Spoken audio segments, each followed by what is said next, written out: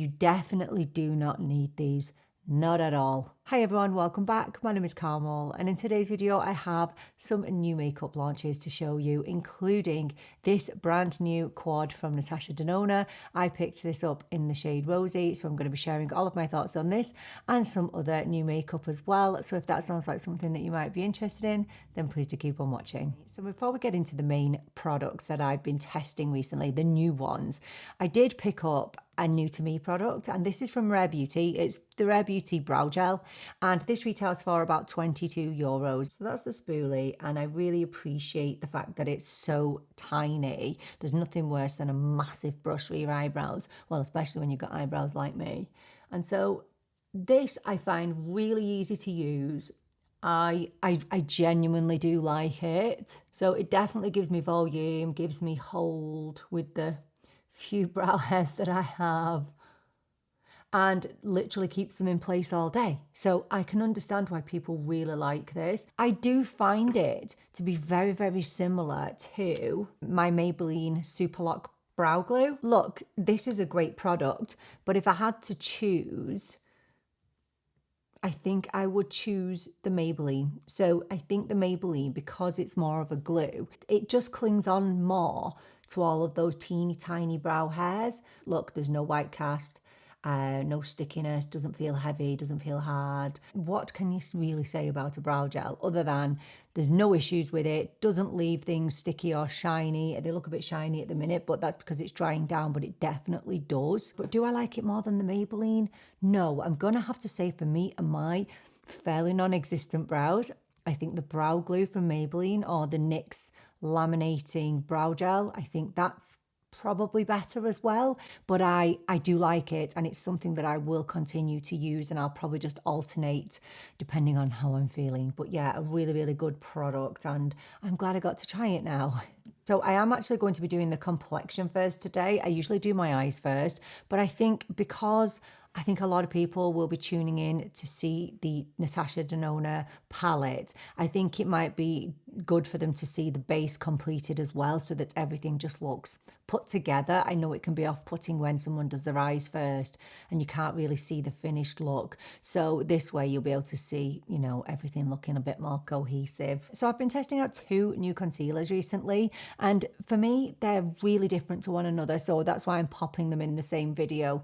So the first one is this one from Patrick Ta. This is the Major Skin Soft Blur Brightening Concealer, and this retails for around about €34. And the other one that I've been testing is this new one from Milk Makeup. This is the Grip Gel Concealer, and this one does retail for €30. So very, very different. One is a liquid and one is a creamy gel type consistency.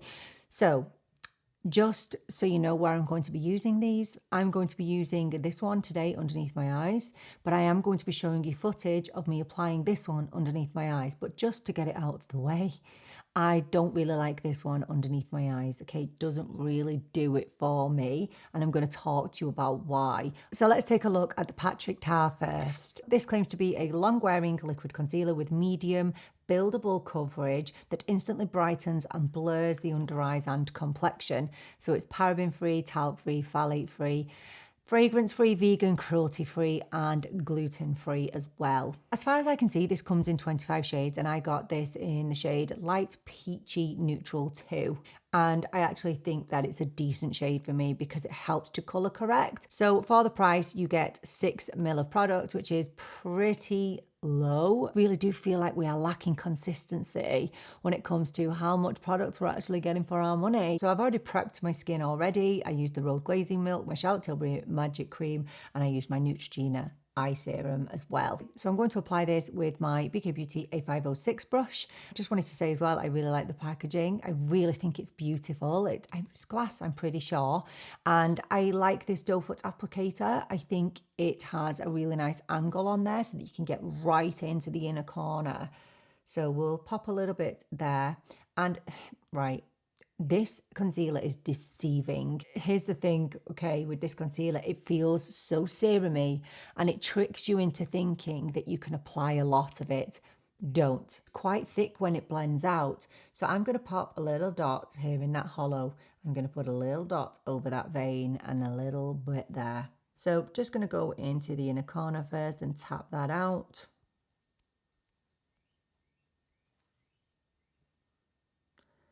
And just tap here. Obviously you can build it up, and it is a buildable concealer. Okay, so that just small amount there, you can still see my darkness and you can still see that vein there. So let's just build it up more. I would say this is a medium coverage concealer. It feels like a serum concealer, but as I said, it does feel a little bit thicker once you blend it out. I really like this concealer. I think it's really nice. You know, I don't get any cakiness or creasing with it, as in excessive creasing. Obviously I get creasing because I have creases under my eyes, and so if you have creases under your eyes, then there's a chance you're going to get creasing. And I have to say that in every video, because brands make us think that creaseless concealers exist, but creaseless concealers will only exist if there's no creases on your face. And I think if you are a human being, you're probably going to have one or two of them. It's normal. I like how it wears during the day to a certain point. Okay, so when I get a few more hours in, so we're talking like 8 hours. Once it gets to about 8 hours, for me with this concealer, it definitely starts to fade and the coverage will lessen as the day goes on. I find that this has a very soft matte finish, so there's nothing dewy about it. It's not luminous, it's just very soft matte.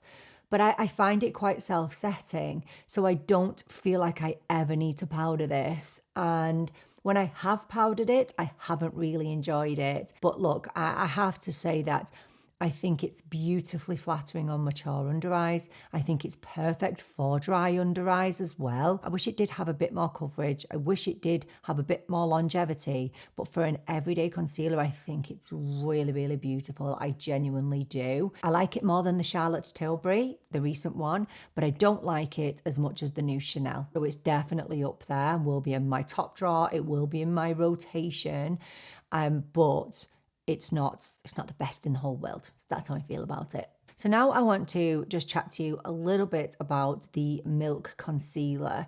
So again, this is €30 and you get 3 grams of product, which is 0.1 of an ounce. Yes, I'm not lying to you. That is crazy. That is low. So this is completely different to the Patrick Ta concealer, and I bought this with the intention of using it under my eyes, and that's how I did test this out. This claims to be a Longwear complexion stick which hydrates, conceals and evens out your skin with buildable weightless coverage and a naturally dewy finish. It has an innovative gel to cream formula which blends in seamlessly to cover dark circles, blemishes, imperfections, and this contains triple powered hyaluronic acid to hydrate the skin. So I have this in the shade 5 and it's not the best, okay? It's way too dark and I feel like I am inadequate when it comes to choosing my Milk makeup shades. I went wrong with the skin tint and I've gone wrong again now with the concealer. I don't know what I'm doing when it comes to Milk. I don't, and I feel like I'm going to give up with the shades. So it's just way too dark to be in any way brightening underneath my eyes. For a bit of color correction, it's totally fine. So obviously the applicator is completely different to the Patrick Ta and to a traditional liquid concealer. So you have a twist up applicator. So the first thing that you need to be aware of is that when you twist this up, you cannot twist it back down, okay? So whatever is distributed is going to remain distributed, and I have made quite the mess. So obviously I've used the Patrick Ta today, so I'm not going to be using this under my eyes, but I'm going to show you footage now of me applying this. So here's the thing, I actually don't mind this at all. I don't mind cream concealers underneath my eyes, and the texture and the consistency kind of reminds me of the Glossier concealer if you've ever used that. So it kind of feels a little bit gel-like, very creamy, quite emollient, and both of those concealers will leave you with a dewy finish under your eyes. Now it's not super dewy, but it's fairly dewy. I don't mind this concealer under the eyes at all, but it just doesn't give me what I need. So for me, the coverage is too light. I think it gives a really natural finish, natural dewy, and it's fine. It's fine for if you don't have issues under your eyes. If you're like me, you're not going to want to use this under your eyes. And the other thing that I'll say is it does slip a little bit into a few lines. Can I just give you a little bit of advice when applying this under your eyes? I wouldn't go in with the applicator direct on the skin because it will just drag your skin, and the skin under your eyes, well mine anyway, is very, very thin and very delicate. So the best way I would say is to just rub your finger onto the product and then just tap it in that way. That's given me the best application. Once I've got my foundation on, I am going to go in and I'm going to use this on the actual face, because one thing that I love about this is how good it is at concealing my hyperpigmentation. It's really good. So on the face today, we are actually going in with a skin tint, and it's from a brand that I don't really delve into a whole lot, okay? And that is Rimmel, and I should really dive into them because, you know, they are from this side of the world and I can get their products really easily. One of my lovely viewers, Sandra, she told me about this skin tint. This is the Kind and Free Glow It Up Moisturising Skin Tint. She told me that it was one of the best things she'd ever put on her face, and it got me intrigued. So I decided to pick one up. Wow. This is so nice. Oh my goodness. So before we get into it, if you are new here, I have very dry skin, and I think that if you have dry skin, you might just fall in love with this. So this retails for about 12 to 13 euros. It claims to be a tinted moisturizer which blurs imperfections whilst giving your skin the moisturization it needs. It's suitable for sensitive skin and perfect for people with normal to dry skin. It gives buildable coverage and provides a lightweight dewy finish, and it is also infused with an antioxidant complex including vitamin E, pro-vitamin B5 and aloe vera. So all of their Kind and Free range, as far as I know, are free from problematic ingredients. So I picked this up in the shade 160 Vanilla, which actually looks so dark. Can I just say, in the shop, in the store, it looked fine. And then when I got it home, I was like, oh, that's really dark. But for somehow, it meshes with my skin. So I'm actually going to apply this with my BK Beauty 101 brush because I do like to apply this with a brush, even though it's a tinted moisturizer. So I'm just going to pop some on this side. And again, I've got no primer on at all. And I'm just going to blend that out. So look, I'll talk to you about this while I'm doing this, and I will show you a before and after. Look at how beautifully that's blending out. I'm going to say straight off the bat that if you have oilier skin, then I don't think you're going to appreciate this. However, they have another product which is for people with oilier skin, and it's called Blur, I think. It's Blur It Out.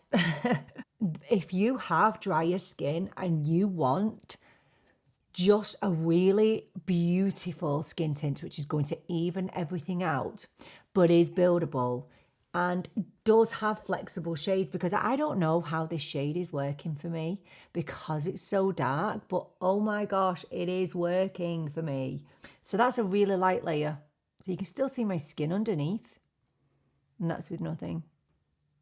So when I wore this the other day, I went in to a store and the shop assistant kept complimenting my skin when I had this on, and I knew that it was because my skin looked so healthy.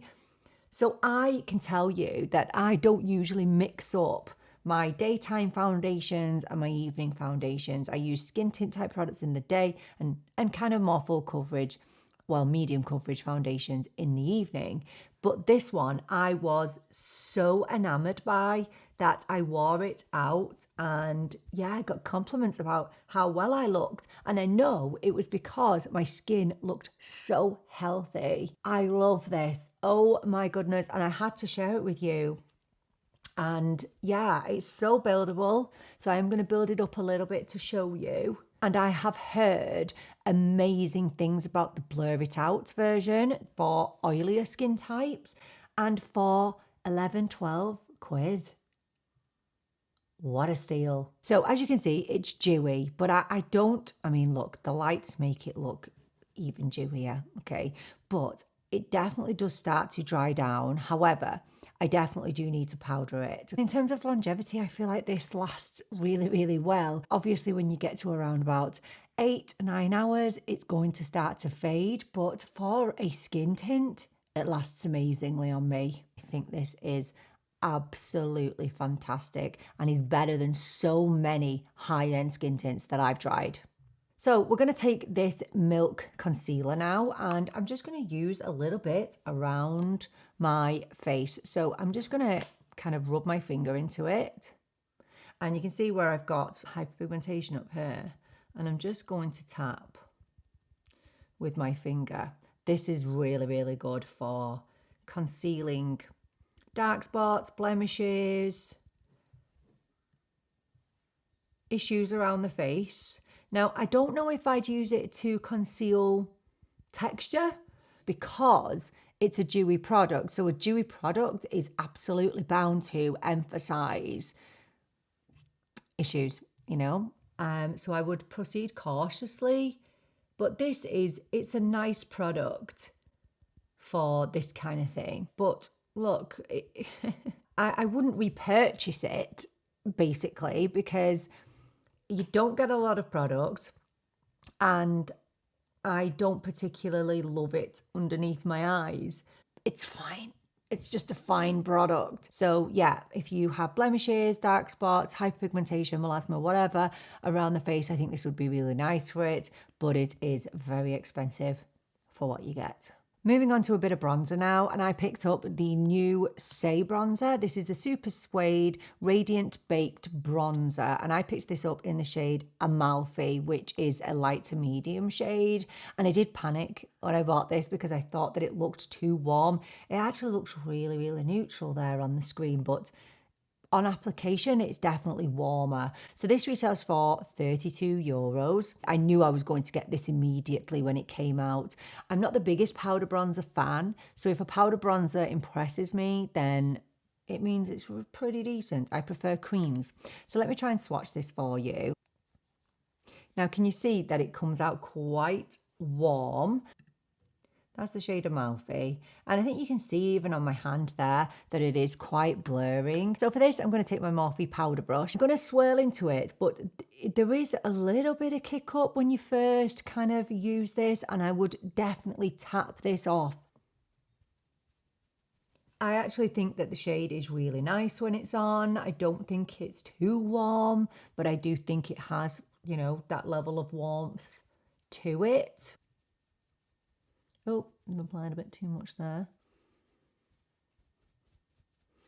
Yeah, I think with this, it's not as seamless as some of my other powder bronzers. So, for example, my favorite powder bronzer is the Vive, and this isn't better than that. I think you do have to spend a little bit of time just blending softly with this. So obviously I have a glowy base on, but this does claim to be naturally radiant, and I think it is. Now, it's not, I wouldn't call it glowy. I'd say it's a little bit similar to the RMS Redimensions bronzer. It's a little bit similar to that. Just bring it up a little bit higher. Now, I don't bronze my temples because my temples are already sunken, so we don't need to sink them in anymore. I'll just pop a little bit around here. And you know what? I think it's a really nice kind of beginner bronzer. It's nice. I mean, it's not mind-blowing. It's not the best bronzer I've ever used, but it's nice. I enjoy it. I think it's pretty for sure. It's nice. It's flattering, but it's not going to blow your mind. Okay, so yeah, it's not something that you absolutely need at all. I don't have a new blush, so I'm just going to go and pop a little bit of blush on, and then we'll be back to do the eyes. I've kept the blush dewy and neutral, and I went in with my Patrick Tar. It's in the shade Not Too Much, so just very, very natural, but still dewy in keeping with the complexion. So obviously on the eyes today, we're going to be going in with this new palette from Natasha Denona. This is the Luxe Glam Compact, and I picked up the Colour Story Rosy. There are 3 colour stories to choose from. So there's obviously Rosy, there is Nude, and there is Cool. Look, okay, this was €50, okay, which is such a lot of money especially for just a quad. And it wouldn't be like me to spend that money on a quad.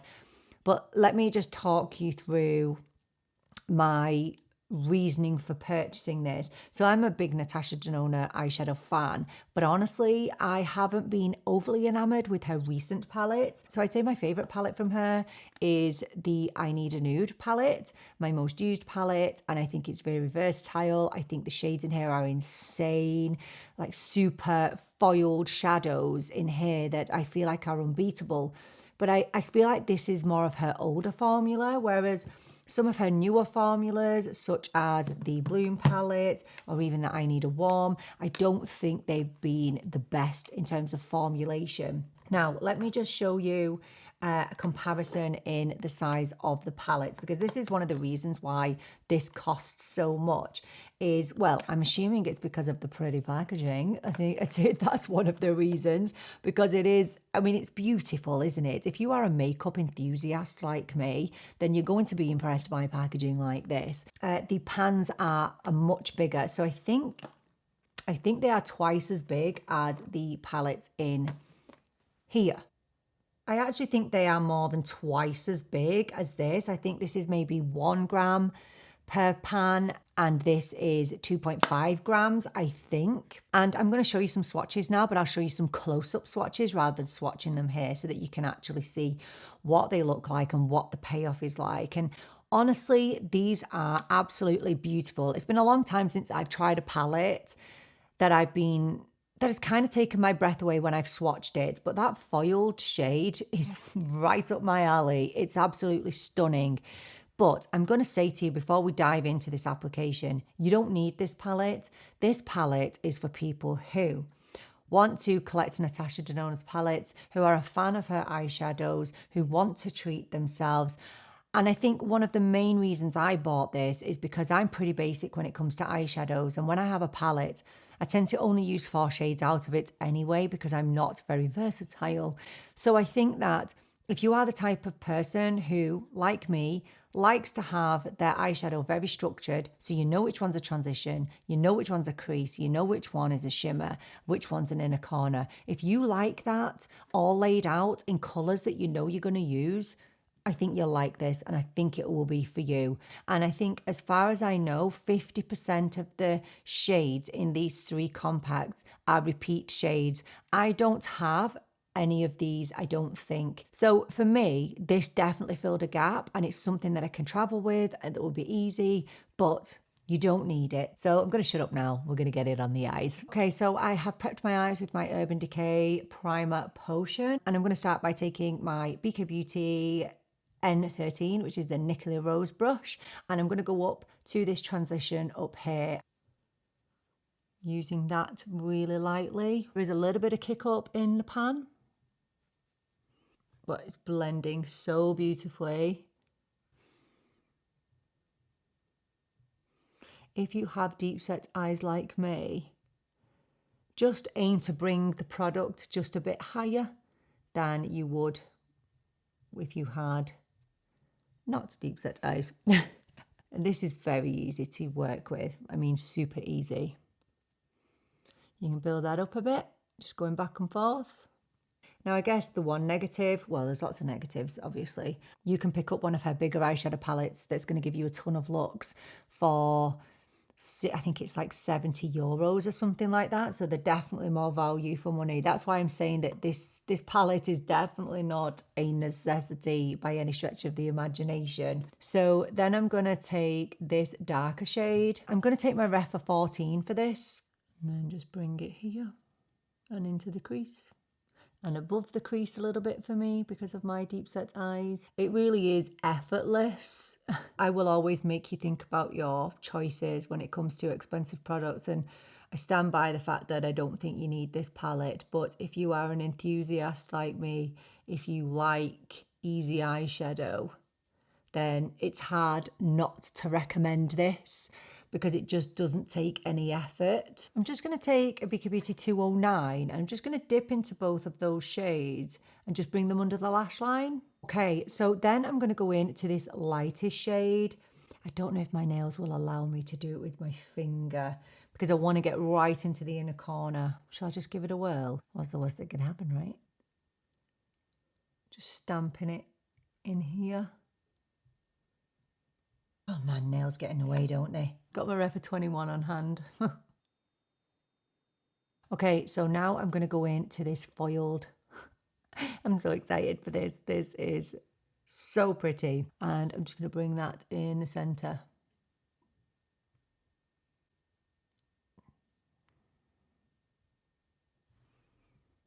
Just stunning. Just got a little one speck of fallout there. Obviously, in order to love this palette, you have to like glittery sparkly eyes. You have to like the foiled eyeshadow. Look, it's absolutely beautiful. A stunning formula. But do you really need this? Do you really need to be spending €50 on what is a quad? And I love it, and I do not regret purchasing this at all. But do you have this in one of your other Natasha Denona palettes? Probably. Do you need it? No. Is it a lovely treat? Absolutely. And I think it'd make a beautiful gift for somebody, but you don't need to run out and get it. If you can get it on a sale though, I think that would be pretty good. Also, I didn't get a lot of fallout at all. I have a couple of specks here and there, but that is pretty minimal for a palette like this with such a super foiled eyeshadow. And can I just say, my concealer just looks so flawless, by the way. It's performing beautifully today. I think it looks gorgeous. This concealer is actually everything I wanted the Charlotte Tilbury to be. When I'm looking at it now, it just looks so flawless. And oh, I've got glitter there. Spoke too soon. That's why I like to do my eyes first. So I have been testing a new mascara in the last couple of months, actually. I've had this a little while now. And it's a new mascara from Armani. It's the Vertigo Lift mascara. And this retails for about €33. I am partial to an Armani mascara. Their Eyes to Kill mascara is definitely one of the best out there, even though I am a drugstore mascara fan. They are my go-to. I decided to pick this one up, and do you know what? It's fine. It's a fine mascara. So that's the brush, and honestly, it has quite a flimsy plastic brush, and you can see how flimsy it is. I don't always love those because it makes me make a mess. I mean, I make a mess anyway when it comes to my mascara, but this is kind of messy. So I don't find that it clings onto my lashes very well. So I'm just going to go in at the base and kind of roll up. And do you know, I think I wore this on Christmas Day. It lasted really beautifully. It's forgettable. That's how I'm going to describe this mascara. For €33, you'd expect it to be giving high impact, but I honestly don't get a whole lot of high impact from it. I think it gives nice lift, as it should, because it's called Vertigo Lift. I think it gives nice separation, and it makes your lashes look quite nice and fluttery, but it's nothing extravagant. Yeah, so I've made a mess on my lid, as you can see. I do it every time that I use this mascara. Look, it's fine. It's all right. It's nowhere near as good as the Armani Eyes to Kill. This is it's just all right. It's fine. It's okay. You've got better in your drawer, I can guarantee. You probably get a better Maybelline mascara in your drawer. And honestly, the new No. 7 mascara, if you live in the UK or Ireland, and you can get your hands on the new No. 7 volumizing mascara, it's 20 times better than this one. Honestly, it's so good. Right, I'm going to match up these eyes. Okay, while I was gone there, I just popped on some lip products. I put on the Maybelline Lifter Liner in the shade On It and one of the new Catrice lip products. This is called Filler Supreme, and it's in the shade Fairytale Filter. And I love it. I really do love it. Great combo. So going back to the mascara, that's both eyes done. It's absolutely fine. I don't really have any strong opinions on this mascara. I don't feel like it gives me anything different to any of my other mascaras at all. And I think it is a little bit finicky to work with because of the brush and also because it doesn't really drag onto the lashes. So I have I have to really work hard, and I don't like working hard. I don't know about you. If you're lazy like me, I don't think you'll like this mascara, but it's absolutely fine. I wouldn't pay 33 quid for it again though. No, absolutely not. Now my face is still looking quite dewy, so I'm actually going to take my Saie powder. This is in the shade 2, the Slip Tint Undetectable Baked Powder. I'm just going to run over my Real Techniques Ultimate Powder Brush, and I'm just going to dust over the skin. I definitely noticed a little bit more fallout as I was doing that powder, but look, I don't usually do my eyes last, so to avoid any fallout, which is inevitable with that palette, I would do your eyes first. Let's chat a minute about what I would truly recommend to you from today and what I think you can really skip on. So for me, there are 3 items that I would truly recommend to you. The first one is the Rimmel Skin Tint. Obviously, if you are more oily, I wouldn't recommend it to you. But if you have skin like me, dry, dehydrated, if you are even dry to combo, I think you'd get along with this. But maybe if you were combo, you'd get on a little bit better with the blur it out version. But for dry skin people like me, this is amazing. I absolutely love how it makes my skin look. I do have to powder it though, but I'm okay with that. Stunning. The Patrick Tar Concealer, I really do love it, and I think my eyes look really good today. It has a similar finish to the Charlotte Tilbury, but the Charlotte Tilbury sits into my big lines, not just my fine lines, it sits into my big lines because of the amount of coverage it gives you. This gives less coverage, but it's so much more flattering. I really do like how my under eyes look, and they are not powdered. Remember that. I always powder my under eyes. They are not powdered, and I think it looks really, really good. I would wholeheartedly recommend this concealer. I think it's beautiful. And this palette from Natasha Denona.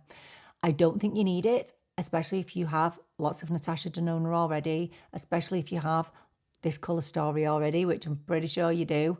I don't think you need it. Is it a beautiful palette? Yes, I can't deny it. I do. I don't regret buying it. I don't. I have to be honest with you.